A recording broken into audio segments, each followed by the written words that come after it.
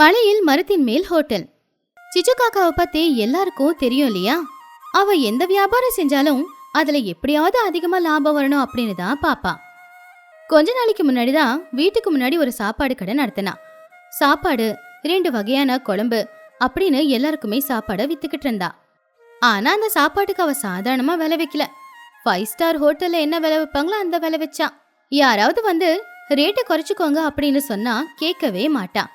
ஏன் சமையல் சுவையே அதிகமா இருக்கும், அதுக்கு இந்த விலையே ரொம்ப கம்மி, இருந்தா வாங்கிக்கோங்க இல்லைன்னா விடுங்கன்னு சொல்லுவா. ஒரு நாள் காலையில சிச்சு காக்கா எப்பவும் போலவே சாப்பாடெல்லாம் தயார் பண்ணிட்டு கஸ்டமர்ஸ்க்காக காத்துக்கிட்டு இருந்தா. ஆனா காலையில இருந்து மதியம் ஆச்சு, சாயந்தர நேரமும் ஆச்சு. ஆனா எந்த ஒரு பறவையும் வரவே இல்ல. செஞ்ச சாப்பாடு குழம்பு எல்லாமே சில்லுன்னு போய் வீணாவே போயிடுச்சு. சிச்சு காக்கா கவலையா, என்னடா சின்னு, காலையில இருந்து நின்னு எனக்கு இடுப்பு வலி கால் வலி வந்ததுதான் மிச்சம். ஊருக்குள்ள இருக்கிற பறவைங்க எல்லாம் என்னோட சமையல் ருசிக்கு கியூ கட்டி நிப்பாங்க. இன்னைக்கு யாருமே வரல. ஊருக்குள்ள இருக்கிற பறவைங்க எல்லாம் எங்க போயிட்டாங்க? அதுக்கு சின்ன காக்கா, எங்கம்மா போயிருப்பாங்க? இந்த சிச்சு கடையில விலை அதிகமா விக்கிறாங்க அப்படின்னு எல்லாரும் அவங்கவுங்க வீட்லயே கஞ்சி காய்ச்சி குடிப்பாங்க. நீங்க விலைய குறைச்சிருங்கன்னு சொன்னா எங்கேயாவது கேக்குறீங்களா? கத்திரிக்காய் குழம்புக்கே ரேட்டு, சாம்பார் குழம்புக்கே ஒரு ரேட்டுன்னு அதிகமா விக்கிறீங்க. சிச்சு காக்கா கோவமா, என்னடா நீயும் அவங்கள மாதிரியே பேசுற? நான் கஷ்டப்பட்டு வேலை செய்ததுக்கு இவ்வளோ கூட ரேட் இல்லைன்னா எப்படிடா சின்னும்? அம்மா, ரேட்டெல்லாம் அப்புறம். நீ ரேட்டை அதிகமாக ஆக்குனா அவங்க ஜோப்ல காசு இருக்கணும்ல. நான் சொல்றத கேளு. ஒரு பெரிய போர்டு எடுத்து ரேட்டை குறைச்சிட்டோன்னு போடுங்க. அப்போ பாருங்க எப்படி வருவாங்கன்னு. சிச்சு காக்கா யோசிச்சு பார்த்து, சரி சரி, இன்னைக்கு நீ இவ்வளோ தூரம் சொல்றதுனால உன் பேச்சை கேட்டு நான் விலைய குறைக்கிறேன். நாளைக்கே போர்டில் விலைய குறைச்சிட்டேன்னு எழுதி போடுறேன். அப்பவாவது வராங்களா பார்க்கலாம். இன்னைக்கு இந்த ஆறி போன சாப்பாடை நம்மளே சாப்பிடலாம். அடுத்த நாள் காலையில சிச்சு காக்கா அவ ஹோட்டலுக்கு முன்னாடி ஒரு போர்டு வச்சிருந்தா. சிச்சு காக்காவோட ஹோட்டல் ரேட்டை குறைச்சிருக்க, சாப்பாடு வெறும் 10 ரூபாய் தான், குழம்பு வெறும் 20 ரூபாய் தான் அப்படின்னு போட்டிருந்துச்சு. அப்படின்னு போர்டில் போட்டுட்டு எல்லாத்தையும் சமைச்சு என்னைக்காவது கஸ்டமர்ஸ் வருவாங்களா அப்படின்னு சிச்சு காத்துக்கிட்டு இருந்தா. ஆனா அன்னைக்கும் யாருமே வரல. மதியம் வரைக்கும் கூட யாருமே வரல. ஏன் சாயந்தர நேரம் ஆச்சு, அப்ப வரைக்கும் கூட யாருமே அந்த பக்கம் எட்டி கூட பார்க்கல. பாவம் சிச்சு அதை பார்த்து ரொம்பவே கவலைப்பட்டான். எங்கட சின்னும், உன் பேச்சை கேட்டு நான் விலையெல்லாம் குறைச்சா கூட எந்த பறவைங்களும் சாப்பிட வரல அப்படின்னா இன்னைக்கும் நான் சமைச்சதெல்லாம் வேஸ்ட் தானா? இதுக்காக இன்வெஸ்ட் பண்ண என்னோட காசெல்லாம் அவ்வளவுதானா? அம்மா, நீங்க போர்டை வீட்டு முன்னாடி போட்டா யாருக்குங்கம்மா தெரியும்? பறவைங்க எப்பவுமே ஆகாயத்துல பறந்துகிட்டு இருக்கோம் இல்லையா, மரத்து மேல உக்காந்துருக்கோம். நீங்க வீட்டு முன்னாடி போர்டு போட்டா எப்படி தெரியும்? சிச்சு காக்கா குழப்பமா, அப்படின்னா நான் வியாபாரத்தை வீட்டு முன்னாடி செய்யாம வேற எங்கடா செய்யறது? அம்மா, உங்க வியாபாரம் எல்லாருக்கும் தெரிஞ்சு எல்லா பறவைங்களும் வந்து உங்க சாப்பாடை சாப்பிடணும் அப்படின்னா நீங்க கீழே இருந்தா நடக்காத விஷயம். நீங்களும் அவங்களுக்கு ஏத்த மாதிரி ஆகாயத்துல இருக்கணும். அப்படின்னா நீங்க கீழே வியாபாரம் பண்ணக்கூடாது, மேலதான் வியாபாரம் பண்ணும். சிச்சு காக்கா யோசிச்சு பார்த்து, பறவைங்க தலை தூக்கி என்ன பார்க்கணுமா? அதுக்காக நான் என்ன பண்ணணும்? சின்னு, எனக்கு புரிஞ்சு போச்சுடா. இந்த பறவைங்க தலை தூக்கி என்ன பார்க்கணும்னா நான் எப்படி வியாபாரம் பண்ணணும், எங்க பண்ணணும்னு நான் இப்போ தெளிவா புரிஞ்சுக்கிட்டேன்டா. நாளையில இருந்து நீ என்ன பார்க்க தானே போற. பறவைங்க எல்லாருமே தலை தூக்கி பாக்குற மாதிரி நான் எப்படி வியாபாரம் செய்யறேன் பாரு. அம்மா, இப்படிதாம்மா பாசிட்டிவா பேசணும், அப்பதாம்மா வியாபாரம் நல்லா நடக்கும். அன்னைக்கு ராத்திரி சிச்சு காக்கா இத பத்தி தான் யோசிச்சுக்கிட்டு இருந்துச்சு. சின்னு தலை நிமிந்து பார்க்கணும் அப்படின்னு சொன்னத அவ வேற அர்த்தத்துல புரிஞ்சுக்கிட்டா.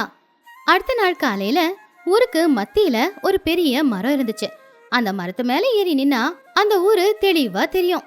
சிச்சு காக்கா அவ ஹோட்டலுக்கு சம்பந்தப்பட்ட பொருட்கள் எல்லாத்தையுமே எடுத்துக்கிட்டு அந்த மரத்துக்கு மேல இருக்கிற ஒரு பெரிய கிளையில ஒரு பெரிய மேடைய தயார் பண்ணா. அதை இப்ப தூரத்துல இருந்து பார்க்கும்போது ஒரு ட்ரீ ஹோட்டல் மாதிரி தான் இருந்துச்சு. அடுத்த நாள் காலையில திடீர்னு வானிலை மாற ஆரம்பிச்சு மழை பெய்ய ஆரம்பிச்சுது. அந்த குளிரா இருக்கிற வானிலையில சிச்சு காக்காவுக்கு ஒரு சின்ன ஐடியா வந்துச்சு. அப்போ சிச்சு காக்கா சத்தமா, அப்பா, மழை இன்னைக்கு இப்படி அடிச்சுக்கிட்டு இருக்கு. இந்த மழைக்கு யாராவது சுட சுட சாப்பாடை சாப்பிடுவாங்களா? இந்த மழைக்கு எல்லாருக்கும் சுட சுட பஜ்ஜி சாப்பிடணும் போல இருக்கும். இப்ப நான் பஜ்ஜி செய்யறேன். சிச்சு காக்கா உடனே அங்க அடுப்பை பத்த வச்சு சுட சுட பஜ்ஜியை சுட ஆரம்பிச்சுது. அந்த பஜ்ஜியோட வாசம் ஊர் முழுக்க பரவும் ஆரம்பிச்சுது. ஆரம்பிச்சது. அப்போ சிச்சு காக்கா கையில ஒரு மைக்க பிடிச்சுக்கிட்டு ஒரு அனௌன்ஸ்மெண்ட்டை கொடுக்கலான்னு பார்த்துச்சு. சிச்சு அந்த மைக்ல ரொம்ப சத்தமா, ஹலோ ஹலோ ஹலோ ஹலோ, ஊருக்குள்ள இருக்கிற எல்லா பறவைங்களும் நான் சொல்றத கவனமா கேட்டுக்குங்க. கொட்டுற இந்த மழையில உங்களுக்கு பிடிச்ச மாதிரி நான் சுட சுட பஜ்ஜி செஞ்சுக்கிட்டு இருக்கேன். அதே மாதிரி வெங்காய பக்கோடா உங்க எல்லாருக்கும் ரொம்ப பிடிக்கும் அப்படின்னு செஞ்சுக்கிட்டு இருக்கேன். சீக்கிரமா வந்து சாப்பிட்டு போங்க.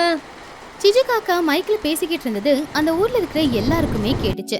அப்பதான் துணியோட வீட்டுல துணியும் சோட்டுவும் அமைதியா உட்காந்துக்கிட்டு இருந்தாங்க. அந்த பஜ்ஜியோட வாசமும் சிச்சு காக்காவோட அனௌன்ஸ்மெண்ட்டும் அவங்க 2 பேருடைய காதலையும் விழுந்துச்சு.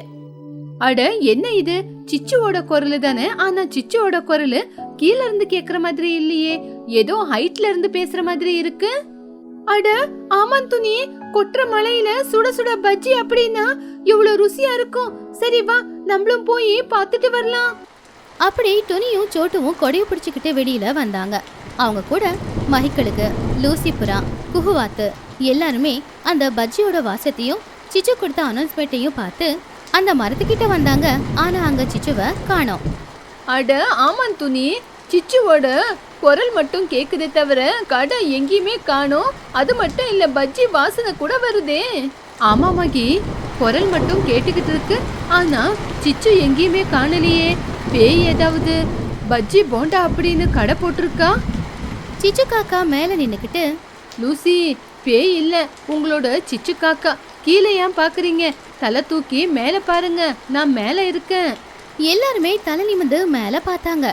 அப்போ மரத்துக்கு மேல ஒரு ஹோட்டல்ல அடுப்பை வச்சு அந்த அடுப்புல சுட சுட பஜ்ஜியை சுட்டுக்கிட்டு இருந்தா சிச்சு காக்கா.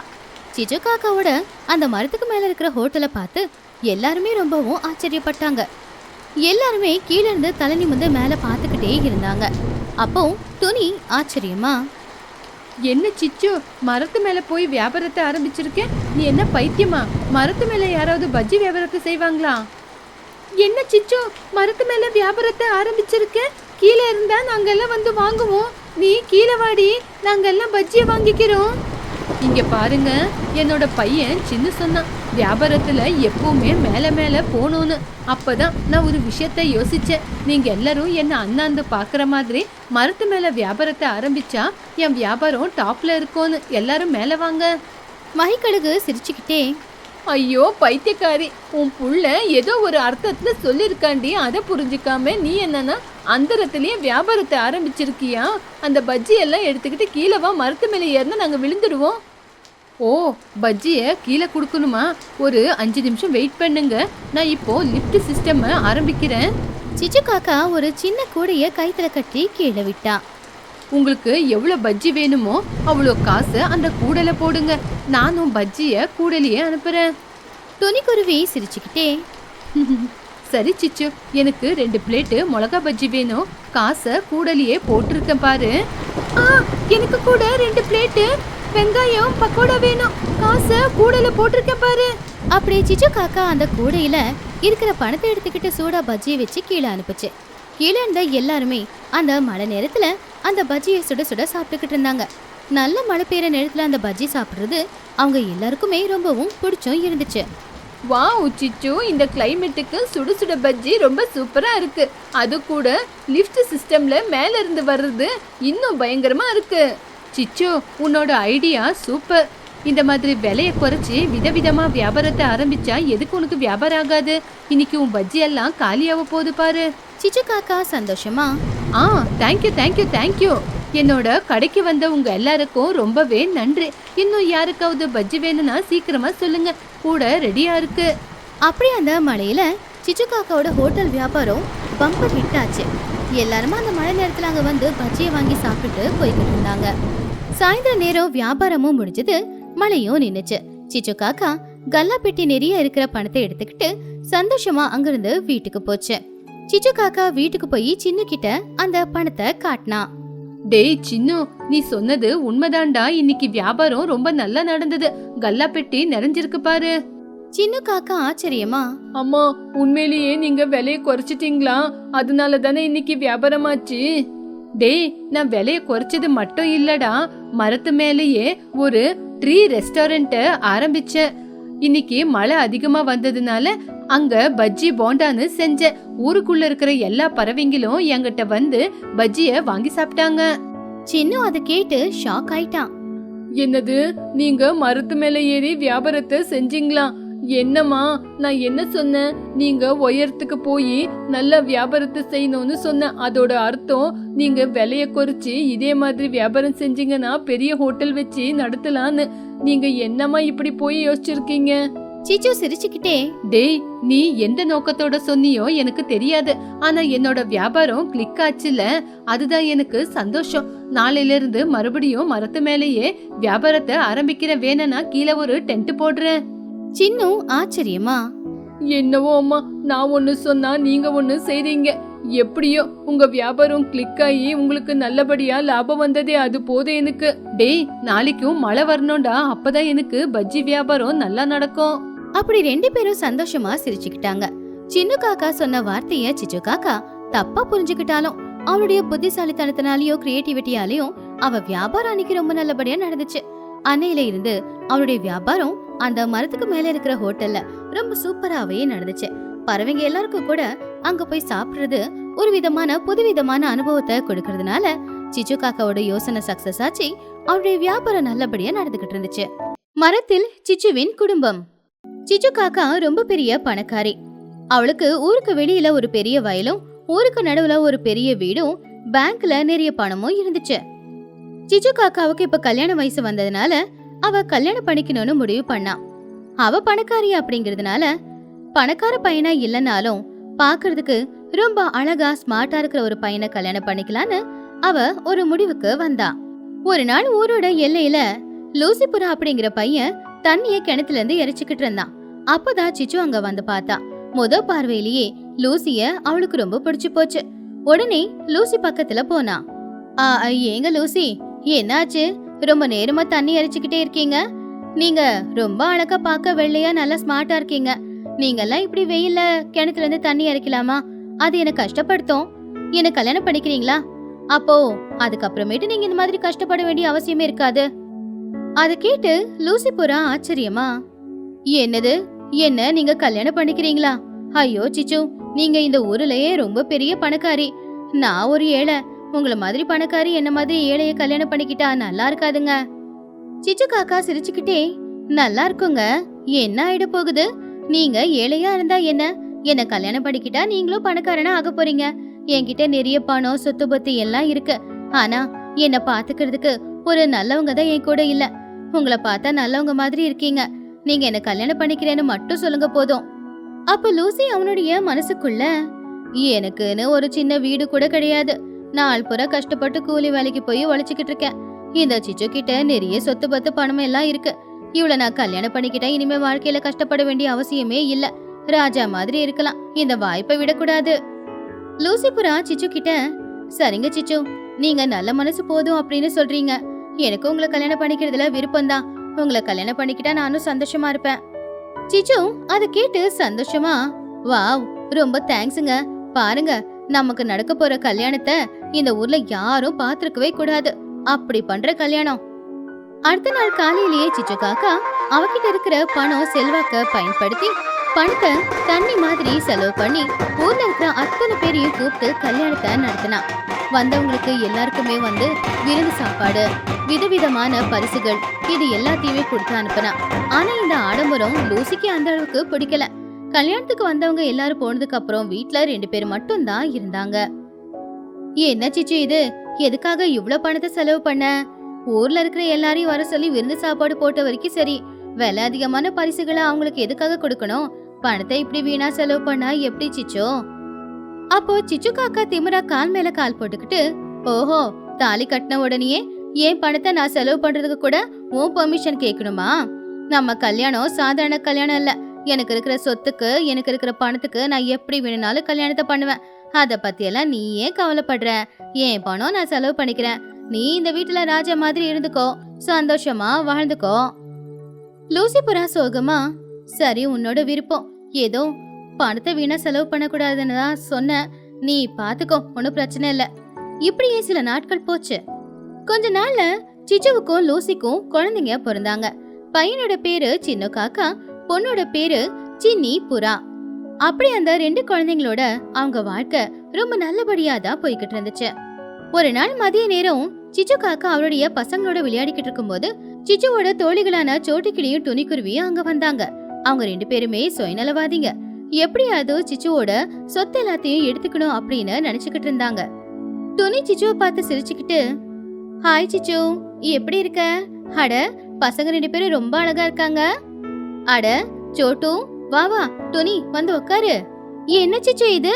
உன்கிட்ட இருக்கிற பணத்துக்கும் வசதிக்கும் ஸ்டேட்டஸ்க்கும் இப்படி வீட்டுக்குள்ள அடைஞ்சிருந்தா எப்படி?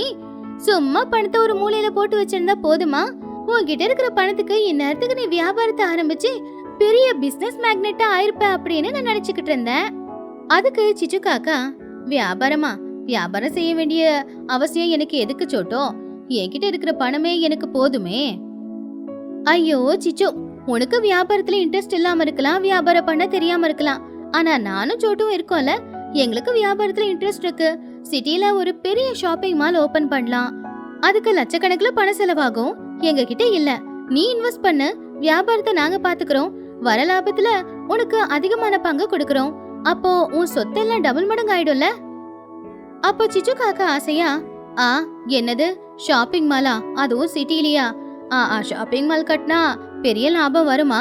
சரி, என் தோழிங்க நீங்க சொல்றீங்க, நான் இன்வெஸ்ட் பண்றேன். ஆனா வியாபாரத்தை எல்லாம் நீங்களே பாத்துக்கோங்க. அவங்க பேசிக்கிட்டு இருந்ததை எல்லாம் பெட்ரூம்ல இருந்து லூசி கேட்டுக்கிட்டு தான் இருந்தான். துணியும் சோட்டும் அங்கிருந்து போன உடனே லூசி வெளியில வந்து சிச்சு கிட்ட, சிச்சு, என்ன இது?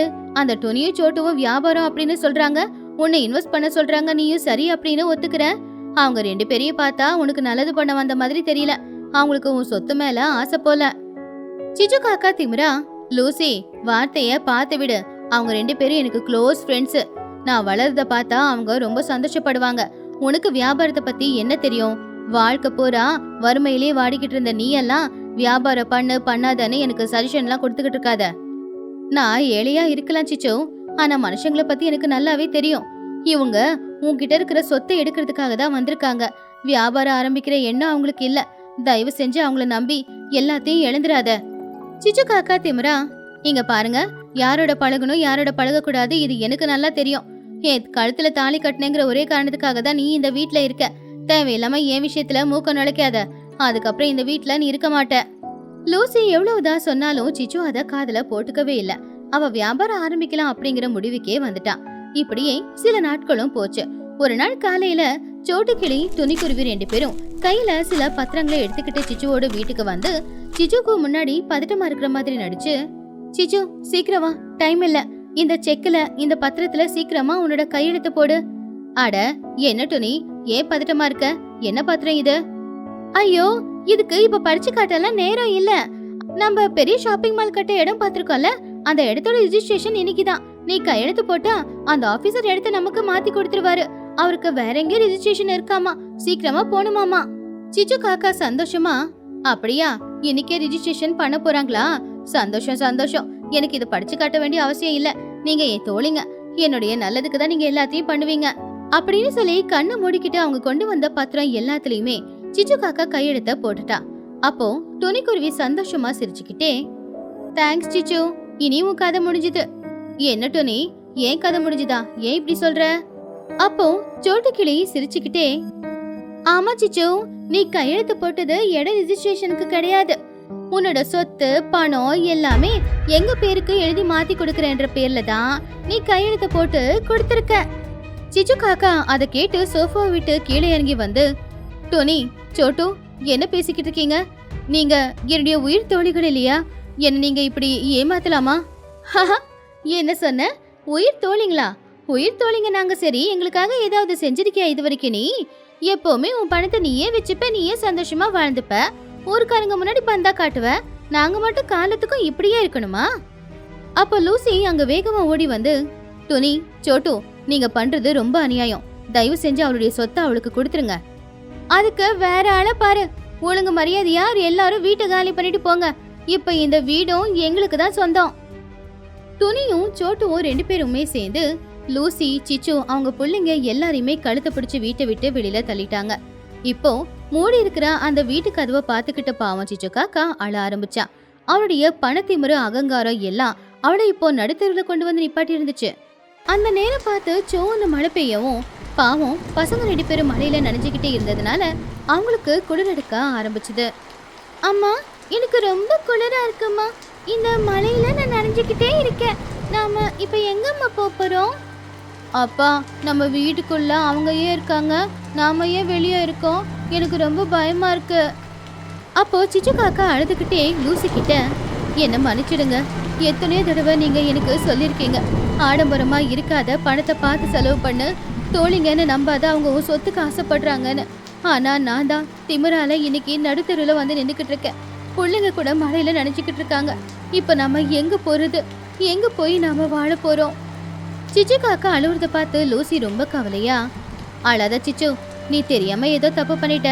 இப்ப நீ பண்ணது தப்புன்னு உனக்கு புரிஞ்சுதில்ல, அது போதும். இனிமேலாவது பார்த்து இருந்துக்கோ. கவலைப்படாதீங்க, என்கிட்ட ஒரு நல்ல இடம் இருக்கு. அந்த இடத்துக்கு உங்க எல்லாரையும் நான் கூட்டிக்கிட்டு போறேன். அப்படியே லூசி புறா பொண்டாட்டி சிச்சு காக்காவையும் பிள்ளைங்களையும் கூப்பிட்டுக்கிட்டு அந்த கொட்டுன்னு கொட்டுற மலையில காட்டு வழியில போனா.